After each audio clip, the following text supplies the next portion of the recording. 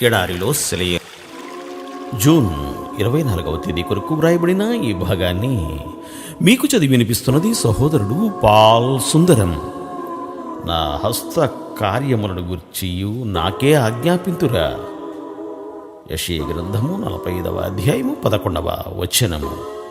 ఇక్కడ ఆజ్ఞాపించండి అనే భావం. యేసు ప్రభువు తన అద్భుత కార్యాలు చేసేటప్పుడు ఈ వాక్య భాగాన్ని ఆధారం చేసుకున్నాడు.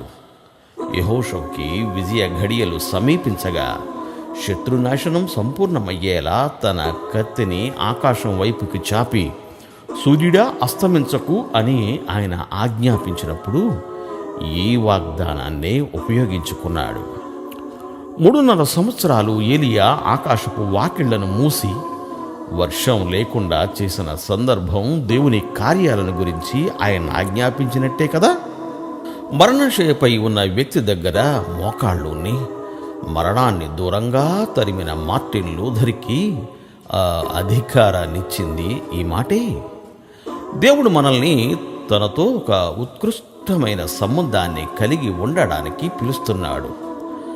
ఆకాశ విశాలాన్ని నా చేతులతో పరిచాను, దానిలోని నక్షత్ర సమూహాలను ఆజ్ఞాపిస్తున్నాను అంటూ యెహోవా దేవుడనే మాటలు మనందరికీ తెలుసు. అయితే ఇలాంటి దేవుడు మన ఆజ్ఞలను స్వీకరించడానికి సిద్ధపడి మనల్ని ఆహ్వానిస్తున్నాడు. ఏమిటి విపరీతం! ఇలాంటి సంబంధం ఎంత ఆశ్చర్యకరం!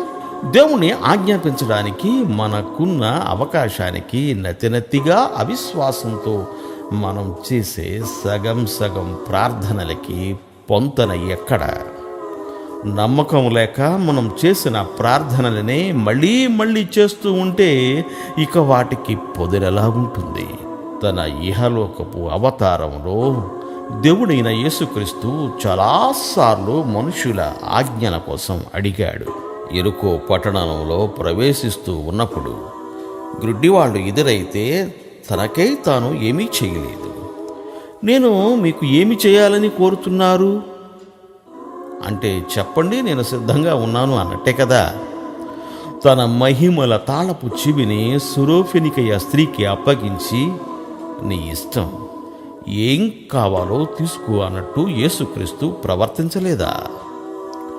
తన పిల్లలను ఎలాంటి ఉన్నత స్థానానికి వాగ్దానం ద్వారా దేవుడు హెచ్చిస్తూ ఉన్నాడో మన మానవ జ్ఞానం అర్థం చేసుకోగలదా? ఆయన ఏమంటున్నాడు? నా మహిమ ప్రభావాలన్నీ నీ ఆధీనంలో ఉన్నాయి. నా నామం చొప్పున నువ్వు ఏది అడిగినా నేను నెరవేరుస్తాను అని.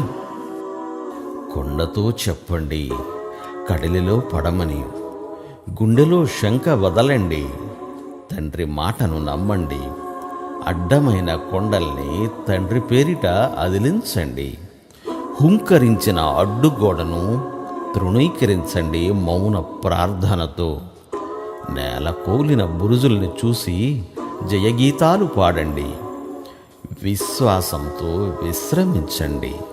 ఇత్తడి తలుపులు ఇనుప గడియలు విశ్వాసి సాగిపోవడానికి వింతగా తెరుచుకుంటాయి. ఇది జరుగుతుంది. ఆధీనుడవుతాడు పగవాడు. విలువైన నెత్తురు తెచ్చిన విమోచన రాత్రిని పిలవండి. త్రిత్వం ఏకమై తెస్తుంది దాన్ని. ఇది జరుగుతుంది, నమ్మండి వాక్యాన్ని. అడ్డమైన కొండల్ని తండ్రి పేర అదిలించండి. విశ్వాసాన్ని చేబోని సందేహాన్ని త్యజించి అసాధ్యాలను సాధ్యం చేసే అద్భుతమైన శక్తిని ధరించి అన్నింటినీ జరిగించండి. వాక్యములో నిలబడి అడ్డమైన కొండల్ని తండ్రి పేర అదిలించండి. దేవుడు మిమ్ము దీవించుగాక. ఆమేన్. ఆమేన్.